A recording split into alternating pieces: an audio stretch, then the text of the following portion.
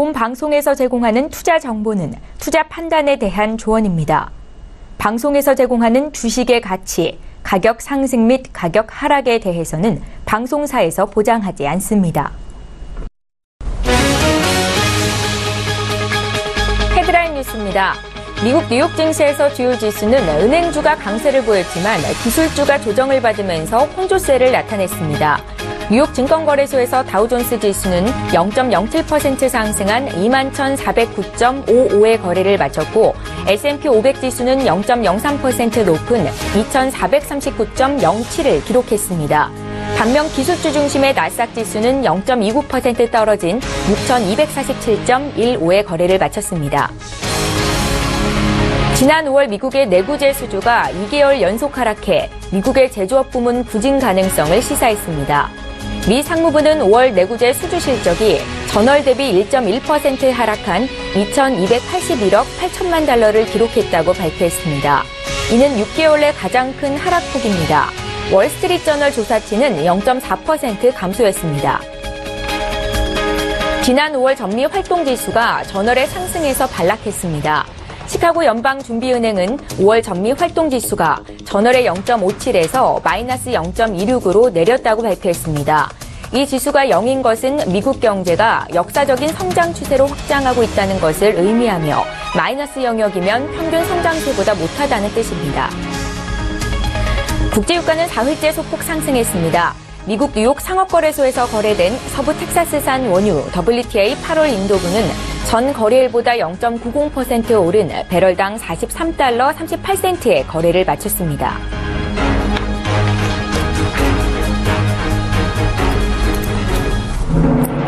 시청자 여러분 안녕하십니까? 출발 증시와이드 1부 시작합니다. 최은정입니다.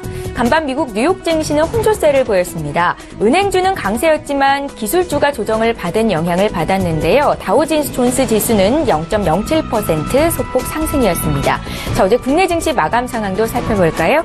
코스피 지수는 장중 및 종가 기준으로 역대 최고가를 갈아치우면서 또다시 신고가를 경신했습니다.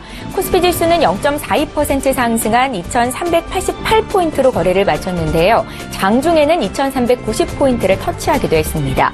IT 업종이 2% 가까이 오르면서 지수를 가장 크게 밀어 올렸고 여기에 의약품 업종도 4% 이상 강세를 보였습니다. 반면 어제 코스닥 지수는 소폭 밀렸는데요. 코스닥 지수는 0.09% 내린 668포인트로 거래를 마쳤습니다. 자, 오늘 출증 일부 시간에는 국내 증시에 영향을 미칠 만한 국내외 이슈 분석을 도와드릴 거고요. 오늘 6월 27일 화요일입니다. 출발 증시와이드 1부 지금 본격적으로 시작합니다.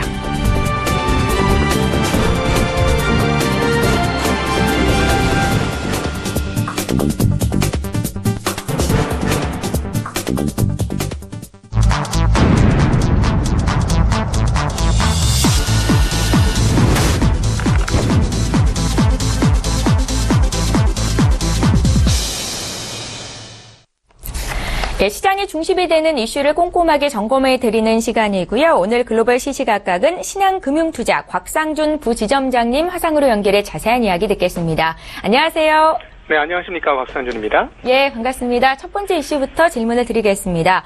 최근 국제유가가 9개월 만에 최저 수준으로 떨어지면서 경제 회복의 발목을 잡을 수 있다라는 우려의 목소리가 커지고 있습니다. 지금 WTI 기준으로는 배럴당 43달러 선까지 내려와 있는 상황인데요. 저유가 리스크가 현실화가 되는 건지 또 우리 산업계에 미칠 영향은 어떤지까지 함께 봐주십시오. 네, 이 유가를 이야기할 때는 또 하나 이야기할 것이 있습니다. 바로 우리가 원유를 이야기하는 게 아니고 유가를 얘기하는 거잖아요. 유가라는 건 뭐죠? 원유의 가격입니다. 원유는 우리가 알고 있는 그야말로 석유고요. 가격은 산정한 가치죠. 근데 뭘로 산정하느냐? 달러로 산정합니다. 그래서 달러 가치에 대한 얘기를 반드시 해야만 유가의 흐름을 정확하게 짚어낼 수 있다는 것이죠. 그래서 달러의 흐름이 어떤지를 파악하고 나서 유가에 대한 이야기를 하는 것이 온당하다라는 말씀드리는데, 만약에 달러 가치가 굉장히 올라갔다라는 거예요. 그럼 유가가 좀 떨어지는 것 자연스러운 거 아니겠습니까? 왜냐하면 달러 가치가 올라가니까. 반대로 달러 가치가 떨어졌어요. 떨어졌는데 유가가 올라갔어요. 그럼 자연스럽지만 유가가 떨어졌어요. 이건 조금 이상한 거예요. 그렇죠? 그래서 오늘 이거부터 한번 파악을 해보도록 하겠는데, 달러 가치가 어떻게 됐느냐? 먼저 결론부터 말씀드리면 달러 가치가 많이 떨어졌습니다. 그러니까 달러 가치가 떨어졌는데 유가는 더 떨어졌어요. 그럼 이 유가 쪽에 뭐가 심각한 문제가 있는 거 아니냐 파악할 수 있겠죠. 오늘은 이 얘기를 전반적으로 한번 다뤄보도록 하겠습니다. 이 얘기를 한번 들어보시면 앞으로의 미래 유가, 미래라고 해봐야 뭐 한 올해 정도, 나머지 올해 기간 정도가 될 터인데요. 일단 1사분기 달러 명목 달러 지수 따져보면 10월 28일 고점을 찍은 이후에 지속적으로 하락하면서 1.8% 하락했습니다.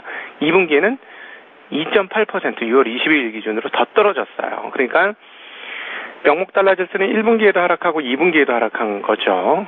이렇게 달러가 약세인 이유는 뭐 다 아시다시피 보호무역주의가 확산될 것이라는 그런 우려, 이런 것으로 인해서 미국에 수출하고 있는 대미 흑자국들의 통화가 강세였습니다. 원화 강세였고 엔화도 강세였고요. 그러면서 신흥국도 강세였습니다. 그래서 상대적으로 약세를 나타낸 것이고요. 그 다음에 이제 또 하나는 2, 4분기 흐름은 뭐였냐면 유로존에서의 유로가 강세입니다. 왜냐? 정치적 리스크가 없어졌어요. 프랑스에서 국민전선 르펜이 올라간 게 아니고 아주 압도적으로 지금 마크롱이 앞서면서 유럽발 정치 리스크 떨어지면서 유로화 가치가 올라왔고요. 또 하나 유럽의 경제 흐름이 나쁘지 않습니다. GDP 성장률이 요즘에는 미국보다 높게 나와요. 그래서 이런 흐름들이 유로화 가치를 상승시켜서 상대적으로 달러 가치는 약세인 그런 흐름을 보여주었습니다. 자, 가치를 측정하는 달러의 흐름들을 봐왔습니다. 그러니까 달러 가치는 떨어졌는데 유가는 더 떨어졌죠. 뭔가 심각한 이유가 있는 거예요. 이 이유가 무엇인지 한번 살펴봐야 되는데, 그래서 사실은 뭐 50달러 부근에서 달러 유가 투자하자 이런 얘기 하신 분들이 많았는데 지금 투자하신 분들은 굉장히 낭패죠.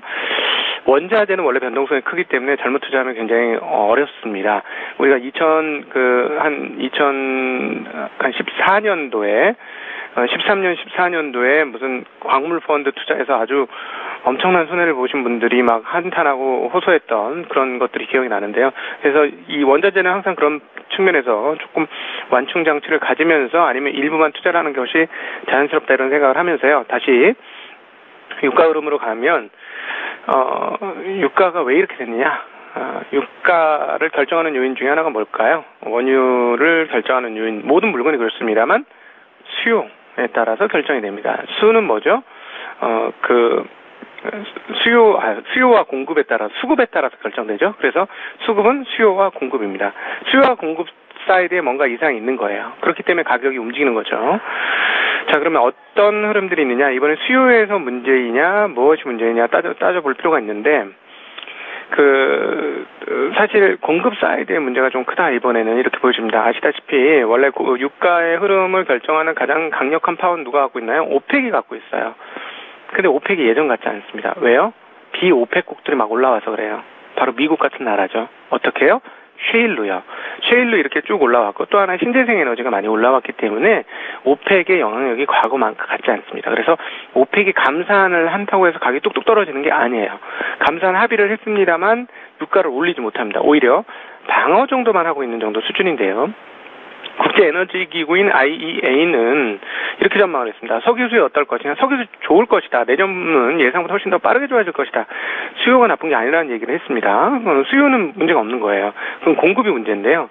뭐라고 얘기했냐면 비오펙의 원유 공급 속도가 더 빠르게 증가할 것이다 라는 거예요. 공급이 더 많이 늘어난다는 것이죠. 이게 바로 지금의 문제이다 이렇게 볼 수 있는데요. 왜 이렇게 되느냐. 결국은 핵심은 셰일입니다. 셰일의 가격이 우리가 예상하는 것보다 생산 단가가 낮다는 거예요. 우리가 제일 처음 얘기가 나왔을 때 70달러, 80달러 이런 얘기가 나왔습니다. 제조 원가가. 근데 이게 계속 생산성, 나름의 혁명을 하고 있는 것이죠. 셰일을 할 때 옛날에 러그라는 걸 하나 넣는데요. 러그당 끌어당길 수 있는 원유의 양이 있었는데, 요즘에 이 러그당 생산할 수 있는 캐파가 점점 늘고 있습니다. 그래서 많이 넣었던 게 조금만 넣어도 되는 이런 상황인 거죠. 그리고 실제로 대형 셰일 업체인 WLL이라는 미국의 기업은 40달러대 초중반에 형성이 된 게 아닌가 싶을 정도로 생산 단가가 많이 떨어져 있습니다. 실제로 계속 내려가고 있겠죠. 실제로 지금 그런데 이것들은 셰일 쪽의 어떤 공급 흐름들을 보면 알 수 있습니다. EIA라는 곳에서 단기 에너지 전망 보고서를 냈는데 2017년 원유 생산은 하루에 930만 배럴 정도를 봤고요. 2018년에는 1000만 배럴을 하루에 봅니다. 그러니까 전년도 대비 하루에 8만 배럴, 10만 배럴 더 늘어나는 거예요. 공급이 늘어나고 있는 거예요. 그러니까 가격이 안 나오는 것이죠. 근데 이게 어떻게 이런 일이 벌어지느냐, 오펙보다 비오펙에서 이 흐름을 찾을 수 있는데, 비오펙 흐름들을 보면, 지금, 미국만 보면 하루에 933만 배럴입니다. 그리고 원유 시추기가 계속 늘어나고 있어요. 6월 16일 기준으로 747기가 늘어났고, 이게 22주 연속 상승인데, 어제 다시 확인해 본 바로는 23주 연속으로 석유 시추기가 계속 늘어나고 있습니다. 자, 5월달, 2달도 안 된 한 달 반 전으로 앞서가면 원유 시추기가 어느 정도였느냐? 712기예요. 근데 지금 747기, 그거보다 더 많이 늘어났죠? 그러니까는 30기 이상 한 40기 정도 더 늘어난 건데, 지금 5주 만에 이 정도 올라간 거예요. 그럼 이게 장사가 안 되면 이게 늘릴까요?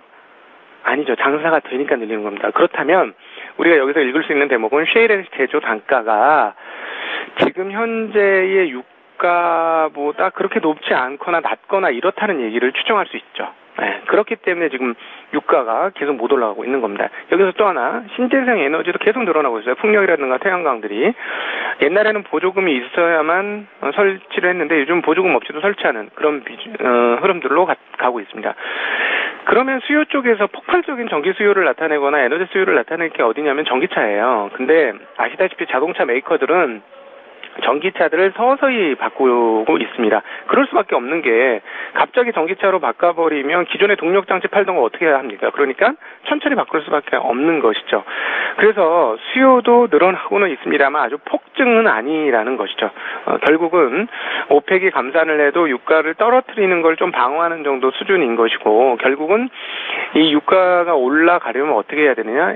약간 수요 쪽에서 좀 폭증하는 흐름들을 나타내야 되는데, 이렇게 되려면 경기의 상승 속도가 훨씬 더, 각국의 GDP, 세계 GDP의 성장 속도가 훨씬 더 가파르게 나와야만 그게 가능하다라는 것이죠. 그래서 그런 측면에서 보면 지금 상황에서 유가가 급하게 올라가기는 되게 어려울 것이다 이렇게 보여지고요. 일단 단기적으로 낙폭이 굉장히 큽니다. 단기적으로 낙폭이 매우 크기 때문에 반등은 충분히 할 것이다 이렇게 예상을 하고, 반등을 하되 과거처럼 추세적인 상승까지는 좀 어려울 것 같다. 공급의 흐름들을 보건데, 그러니까 어느 정도의 박스권 정도로 보시는 거예요. 합당할 것이다 이렇게 보여지는데, 그럼 이렇게 유가가 떨어지는 것이 어떤 영향을 미칠 것이냐 한번 생각해 보시면, 이 유가가 떨어지면 세계 경기가 떨어지는 것처럼 얘기하는데 아니에요. 그건 절대 아니고, 석유를 제조하는, 그러니까 생산해내는 생산국들은 어려워집니다. 나이지리아, 베네수엘라 굉장히 문제 많죠. 베네수엘라 막 폭동이 일어난다는 얘기 들리죠. 결국은 유가 하락이 재정의 부담을 압박하면서 이런 문제가 나오는 거죠. 러시아도 문제가 됩니다. 그러니까 유가 하락은 원유 생산국들한테 상당히 큰 타격을 줄 것이고요.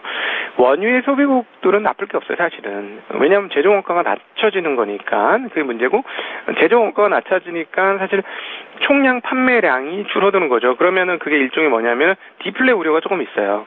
디플레 우려가 조금 있긴 하지만, 그러나 이것은 단순한 그 일반 자산 가격의 하락에 의한 디플레이션하고 다르고, 생산 원가가 떨어뜨려서 경제 GDP만, 그 경제 활동만 제대로 된다면 기업들의 마진율을 확대시켜주는 것이기 때문에 사실은 뭐 그렇게 나쁜 게 아니라는 점에서 세부 에너지 소비국과 생산국의 상황들이 반대된다라는 것을 조금 나누어서 생각하시는 것이 유가 흐름을 이해하시는 데 도움이 됩니다. 근데 자산 가격도 떨어지고 원자재 가격 떨어지면 이건 디플레죠. 근데 지금 상황은 그런 상황이 아니기 때문에 그렇게 보실 필요는 없다 이런 말씀드리고 싶습니다.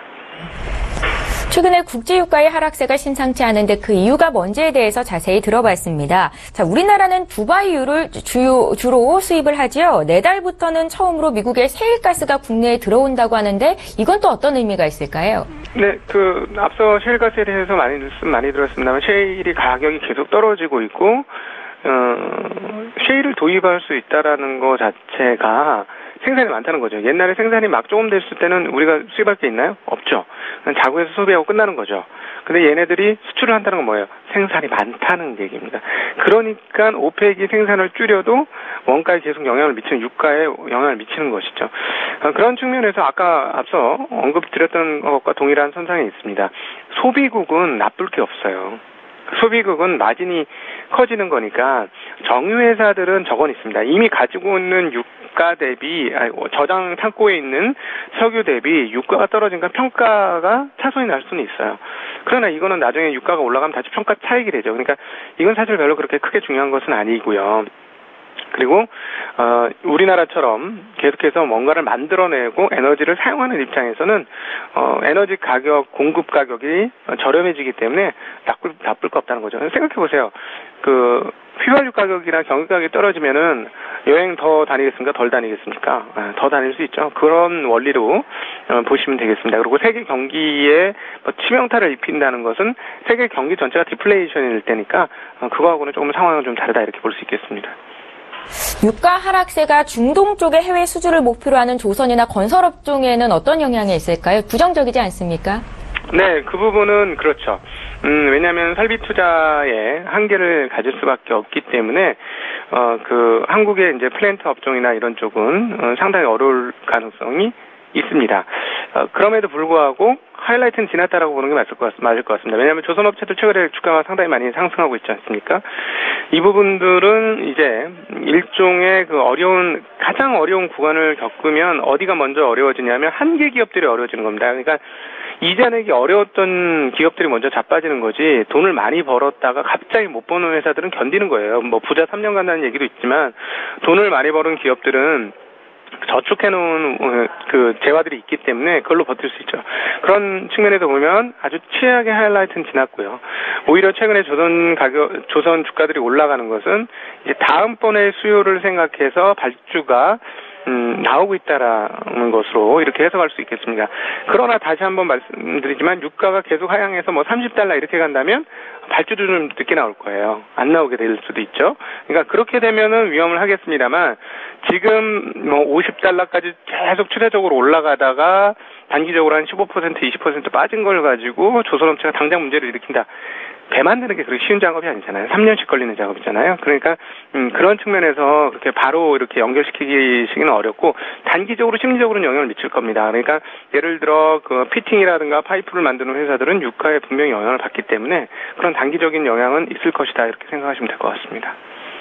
예, 잘 알겠습니다. 이제 두 번째 이슈로 넘어가 보겠습니다. 자, 미국의 아마존이 공격적으로 사업을 확장하고 있습니다. 아마존의 주가도 함께 고공행진을 보이고 있는데요. 그 아마존의 질주는 어디까지일지 국내 투자자들 입장에서는 어떤 인사이트를 가져갈 수 있을지 간단하게 좀 듣겠습니다. 네네.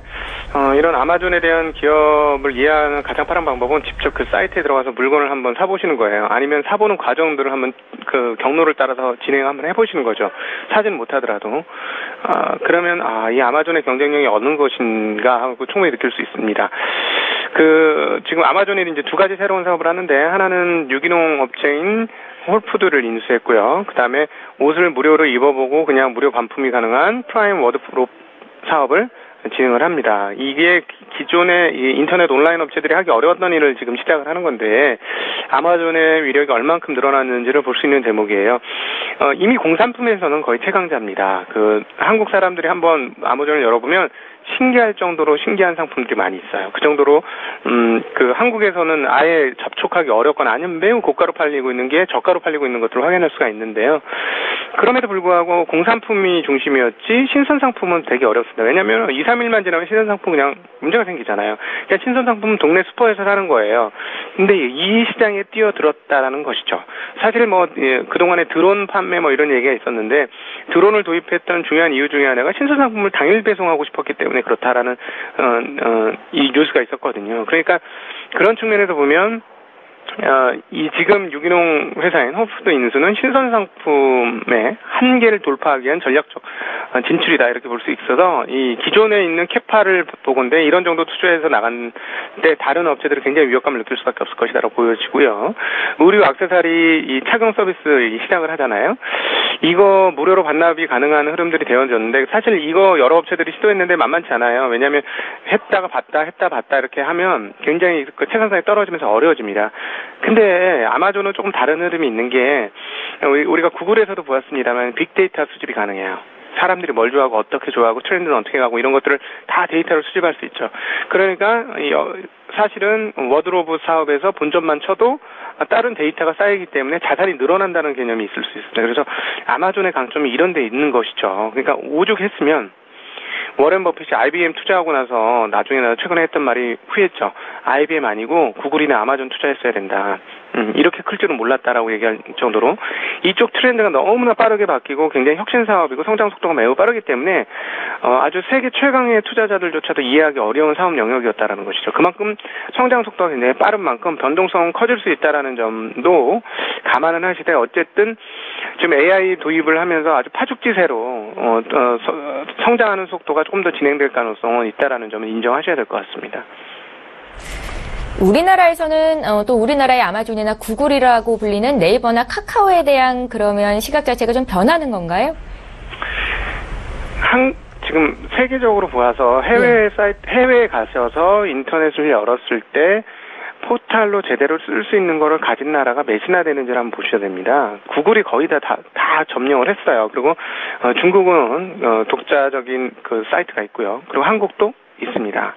그런 측면에서 대단하다는 것이죠. 네이버나 카카오는 아직 조금 더 자리를 잡아야 되는 상황이긴 합니다만은 구글한테 먹히지 않은 그런 시장. 그리고 사실 한국이 중국처럼 큰 나라가 아니잖아요. 인구가 수억 명 되는 나라도 아닌데도 불구하고 이렇게 버텼다는 것은 굉장히 대단한 경쟁력이 있는 겁니다. 그렇기 때문에 최근에 아마 네이버의 주가 상승도 충분히 합리화될 수 있는 것이다라고 볼 수 있겠죠. 그러니까 세계적으로 구글이라든가 이런 회사하고 비교할 수 있는, 견줄 수 있는 회사가 사실 별로 없어요. 그런 측면에서 보면, 구글이나 아마존이 커가는 것이 위협 요인이기도 하지만, 주가 측면으로 봤을 때 경쟁할 수 있는 상대로 살아남는다는 것 자체는 가치 상승의 요인이 될 수도 있겠죠. 구글이 이럴 수도 있죠. 전 세계를 제패하고 싶다면 네이버를 인수하겠다. 이렇게 할 수도 있겠어요. 천문학적인 돈을 들여서.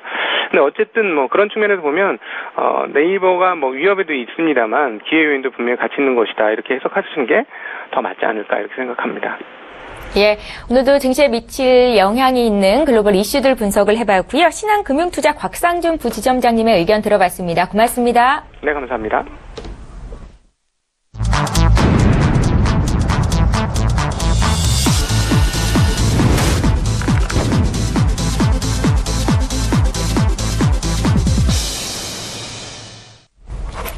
예, 이번에는 국내 이슈를 보다 구체적으로 분석해 볼 거고요. 오늘은 라이브 이슈타임 SK증권 영업부 PIB센터의 이재광 이사를 화상으로 만나보겠습니다. 이사님 안녕하세요.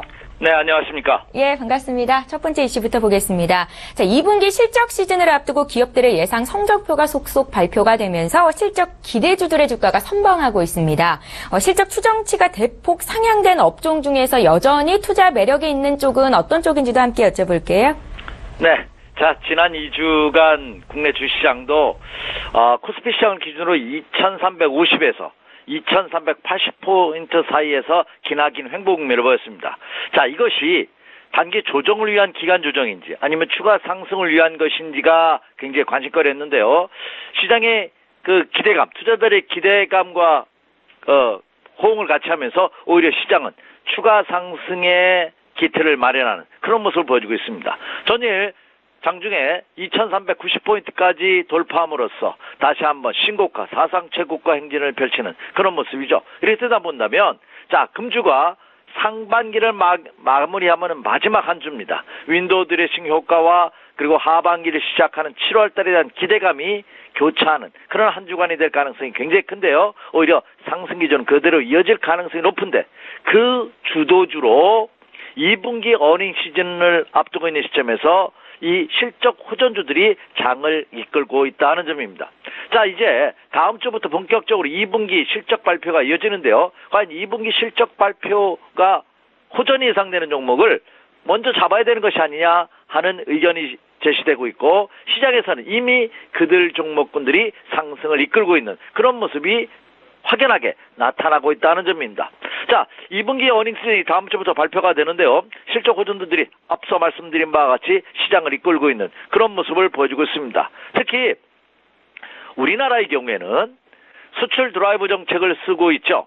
다시 말해서 요즘 수출주뿐만 아니라 내수주도 관심을 가져야 되고 수출 관련 기업보다는 오히려 내수 관련 형주를 중소기업을 키워야 한다는 그런 목소리도 높아지고 있지만 사실 국내 기업 구조라든지 여건을 감안해 본다면 수출이 활성화돼야지만 내수도 살아나고 경기도 호전되는 그런 산업 구조를 갖고 있다는 점이죠.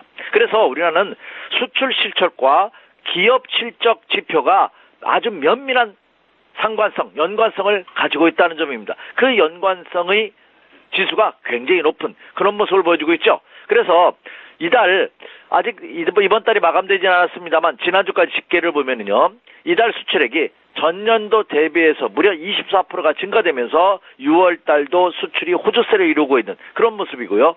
무역의 수지는 여전히 적자를 면치 못하고 있습니다만 무역 수지는 54억 달러 흑자를 기록하는 것으로 현재 잠정 집계되고 있습니다. 이것은 지난해에 비해서 아직 6월 달이 마감되지도 않았음에도 불구하고 크게 증가되는 그런 모습이다 하는 점입니다. 특히 최근 들어서 이 수출이 호조세를 보이면서 실적 호전이 예상되는 기업으로서는 반도체가 이끌고 있는 IT 선두주자죠. 그리고 가스, 통신 같은 유틸리티 업종들, 그리고 그동안 침체국면을 보였던 조선주들도 실적 호조세가 이어질 것으로 예상이 되고요. 그리고 제약주들도 실적 호조세가 이어질 것으로 이렇게 예상되고 있습니다. 따라서 이들 실적 호전주들이 상반기 마무리뿐만 아니라 다음 주부터 시작되는 하반기 시작도 이들 종목군이 이끌 가능성이 높기 때문에 투자자분들께서도 이들 2분기 실적 호전주에 대해서도 관심을 가져주시기 바랍니다. 이렇게 말씀을 드립니다.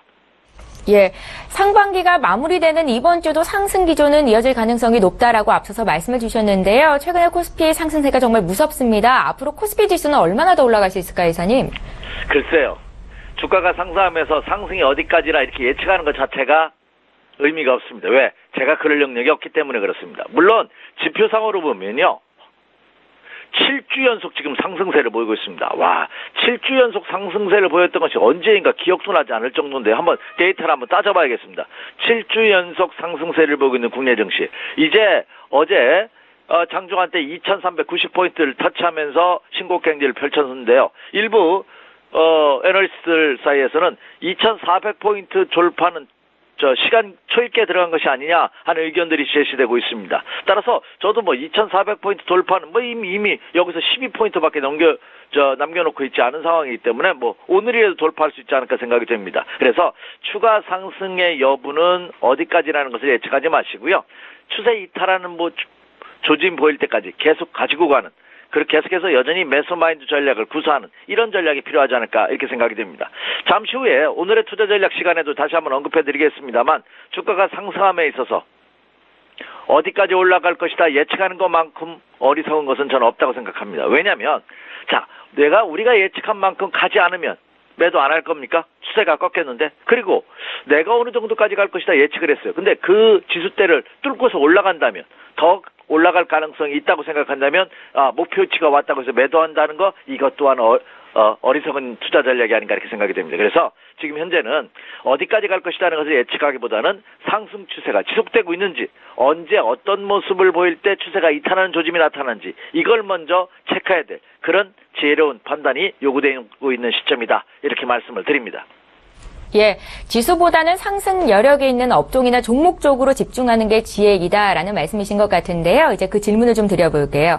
국내 저가 항공사들의 주가가 연일 신고가를 경신하는 등 가파른 상승세를 보이고 있는데요. 그 배경과 함께 또 향후 전망은 어떻게 하고 계신지 듣겠습니다.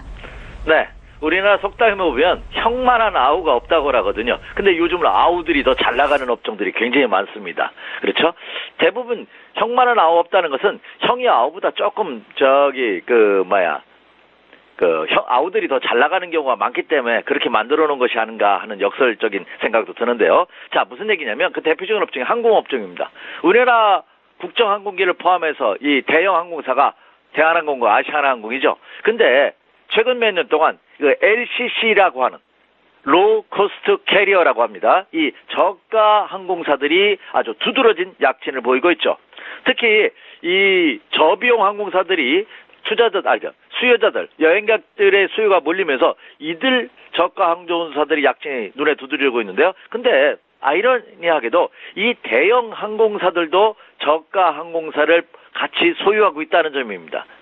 그러니까 오히려 대형 항공사보다는 같은 계열사의 저가 항공사들이 오히려 그룹 기업들의 매출이나 순이익을 크게 좌지우지하는 그런 모습이 펼쳐지고 있는데요. 이 LCC 항공사들이 주가가 신고가 행진을 펼치고 있는 그런 모습이 펼쳐지고 있습니다. 특히 단거리 수요 증가가 대형 항공사에 비해서 굉장히 가파른 상승세를 보이고 있는데요. 작년과 재작년 사드 여파로 인해서 대중국 노선은 많이 폐쇄되거나 축소됐지만 그러나 반면에 일본과 동남아 노선이 크게 증가되는 그런 모습을 보이면서 이 단거리 노선이 확대됐고요. 그리고 최근 들어서 이 사드에 대한 화해 무드가 조성되고 있죠. 문재인 대통령 정부 출범 이후에 이 사드가 좀 와해되는 모습을 보여주고 있기 때문에 중국 노선도 회복세를 보여주고 있습니다. 여기에다가 가장 획기적인 것은 WTI를 포함한 이 유가가 여전히 하향 안정화되고 있다는 점입니다. 40불 붕괴 위험성도 있다 하는 의견들이 제시될 정도로 40달러 초반에서 유가가 움직이고 있는 저가의 안정적인 모습이 저유가의 안정적인 모습이 이 항공사들의 순이익에도 크게 증가되고 있는 향상시키고 있는 그런 모습이다 이렇게 말씀을 드립니다. 저가 항공사의 대명사라 할 수 있는 한직칼 같은 경우는요. 지난 3개월간 상승률이 무려 40%에 육박하는 39.95%를 달성하는 그런 모습을 보였고요. 그리고 제주항공도 33.33% 그리고 티웨이 항공이죠. 62.16%를 상승을 하는 그런 모습을 보였습니다. 아시아나항공과 대한항공이 32%와 28%대의 상승률을 보인 것에 비한다면 대형 항공사보다 저가 항공사들이 약진이 눈에 두드러지는 것이 그렇죠. 데이터로도 나타나고 있는 그런 모습이고요. 그리고 한진칼과 티웨이 항공은 52주 신고가 행진을 펼치는 그런 초강세 현상을 보여주고 있습니다. 제가 여기서 말씀드린 티웨이 항공은 여러분 상장회사 리스트를 보면 티웨이 항공이라고 나오지 않고요. 티웨이 홀딩스라고 지금 상장되어 있죠. 그래서 티웨이 홀딩스와 한진칼은 52주 신고가를 펼치는 그런 고공행진을 펼쳐주고 있고요. 더 중요한 것은 이들 종목군들도 아직 추가 상승 여력이 더 강하다는 점입니다. 따라서 이들 저가 항공사들은 유가의 안정 그리고 실적 호조세에 힘입어서 상반기에 이어서 하반기에도 상승세가 이어질 가능성이 높기 때문에 투자자분들께서도 요즘을 참고해 주시기 바랍니다. 예, 잘 알겠습니다. 이제 마지막으로 가장 중요한 투자 조언을 들을게요, 이사님. 네, 투자 전략. 제가 이 시장은요 항상 상승장과 하락장이 있습니다. 보통 10년 주기를 따지면요 3년은 상승하고 3년은 하락하고 4년은 횡보한다고 합니다. 그렇다면 크게 보면은 상승보다는 하락장이나 횡보하는 장이 훨씬 많죠. 그런데 우리 투자자분들은 상승장 이외에서는 수익을 내기가 상당히 어렵습니다. 물론 지금은 과거와 다르게 하락장과 횡보장에서도 수익을 낼 수 있는 여러 가지 대안들이 있고 여러 가지 상품이 있기 때문에 그 점을 혹시 모르시는 분은 가까운 증권사나 투자 자문사나 운용사에 한번 문의해 보시면 아마 담당자들이 굉장히 친절히 알려줄 것입니다. 그래서 제가 왜 이 말씀을 드리냐면 투자자분들이 가장 못하는 것이 뭐냐면 수익을 낼 때 중간에 끊어서 크게 내지 못하는 겁니다. 손실을 볼 때는 처음부터 끝까지 손해를 보는데 수익을 낼 때는 처음부터 끝까지 수익을 내지 못한다는 겁니다. 그것은 왜냐? 불안심리, 초조심리, 그리고 조급함이 화를 자초하는 것이 아닌가 생각이 됩니다. 앞서도 제가 이 시간을 통해서 끝까지 가지고 가자. 여러분이 갖고 있는 종목으로 승부를 보자 하는 말씀을 드렸습니다. 그리고 상승 기조화에서는 주식 편입 비중을 90% 유지하자 하는 말씀 또 드렸습니다. 오늘도 마찬가지입니다. 앞서 말씀드렸다시피 지난 3주간의 횡보 국면을 끝내고 추가 상승의 모습을 보이면서 지수는 더 높은 곳을 향해서 추가 상승할 가능성이 높아지고 있습니다. 그래서 눌림목이 어느 정도 일단된 모습을 보이고 있기 때문에 추가 상승의 무게 비중을 주는 투자 전략. 그로 인해서 상승 기조가 이어지고 있기 때문에 이익을 극대화하는 전략을 지속시켜 주십시오. 이렇게 말씀드립니다. 그리고 여전히 저는 주식 투자 비중을 90% 이상 유지하자 하는 말씀을 지속적으로 드립니다. 자, 그렇다면 뭐를 사느냐 하는 겁니다. 참 이것이 어렵습니다. 어떤 종목군들이 사고 싶은 종목, 예를 들어 반도체 엄청 사고 싶습니다. 근데 내려다보면 올라온 높이가 까마득합니다. 그것 또한 의미가 없습니다. 여러분 볼펜하고 만년필이 똑같이 1,000원이라고 생각하면 10,000원이라고 칠게요. 볼펜하고 만년필이 10,000원입니다. 가격이. 아니 볼펜은 5,000원이라고 해요. 만년필은 10,000원입니다. 그냥 노멀하게 보면은 만년필이 훨씬 더 비싸죠. 그럼 그렇다고 해서 만년필이 비싸고 볼펜이 5,000원이라 싸다고 생각하십니까? 아니죠. 주식도 마찬가지입니다. 그런 객관적인 데이터는 의미가 없다. 주관적인 데이터는 의미가 없다는 점 염두에 두시면서 그래도 고가주들은 고가주들하는 데 이유가 있다. 그리고 많이 가파르게 오른 것 또한 이유가 있다 하는 점 명심하시기 바랍니다. 그래서 저는 여전히 향후 포트폴리오에 담아야 될 주식으로선 반도체, 그리고 최근 들어서 바닥 탈출 신호를 보이고 있는 철강, 그리고 전기자동차, 그리고 은행과 증권, 제약과 바이오, 그리고 태양과 풍력 같은 신재생 에너지 관련 주들, 이들 종목을 중심으로 해서 여전히 상반기에 이어서 하반기에도 포트폴리오를 구성해 주십시오 이렇게 말씀을 드리고요. 금주도 마찬가지입니다. 이번 주는 윈도우 드레싱의 한 주입니다. 과거와는 다르게 과도한 윈도우 드레싱은 시세 조작 혐의로 금융당국의 제재를 받을 수 있습니다. 그래서 점진적이지만 안전한 윈도우 드레싱 효과가 이어질 가능성이 높다. 이 윈도우 드레싱 효과로 인해서 기관 펀드 매니저나 외국인들도 포트폴리오를 교체할 가능성이 굉장히 큽니다. 그래서 재는 종목에 집중하는 그런 한 주간이 될 가능성이 높기 때문에 말씀드렸다시피 주도들을 중심으로 한 포트폴리오 구성 전략에는 변함이 없다. 이렇게 말씀을 드립니다. 그래서 이들 종목을 중심으로 해서 여러분들께서 금주도 매수 마인드 전략을 지속해 주십시오. 이렇게 말씀을 드립니다. 예, 자, 오늘도 경제 이슈와 투자 조언까지 들어봤고요. SK증권 영업부 PIB 센터의 이재강 이사와 함께했습니다. 말씀 잘 들었습니다. 네, 감사합니다. 예, 출발 증시와이드 1부 여기서 마칩니다. 잠시 뒤 2부 시간에는 전문가들의 종목을 공개하는 라이브 매매 타임이 있고요. 또 시청자 여러분들의 종목을 상담해드리는 종목 상담 시간도 있습니다. 샵 0082번으로 지금 연락 주시면 되겠고요. 건당 100원의 정보 이용료가 부과됩니다. 저희는 잠시 뒤로 다시 돌아오겠습니다. 고맙습니다.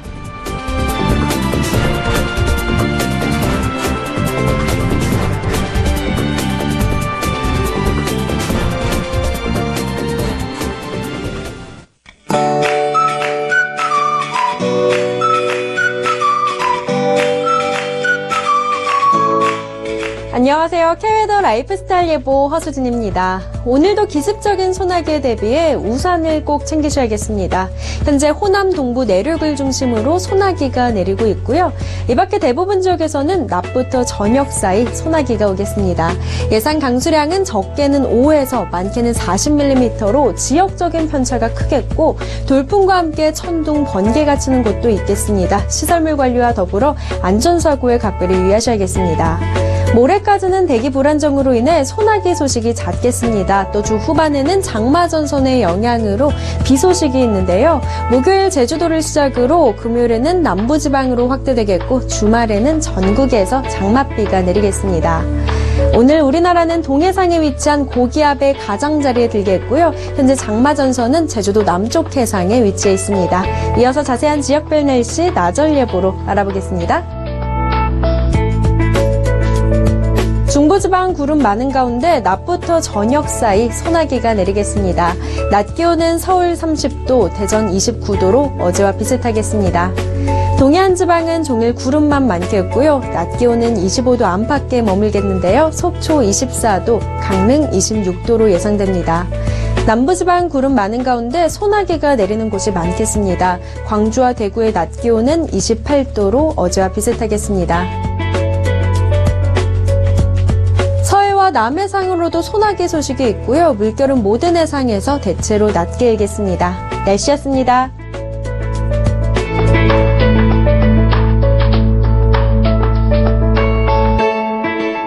본 방송에서 제공하는 투자 정보는 투자 판단에 대한 조언입니다. 방송에서 제공하는 주식의 가치, 가격 상승 및 가격 하락에 대해서는 방송사에서 보장하지 않습니다.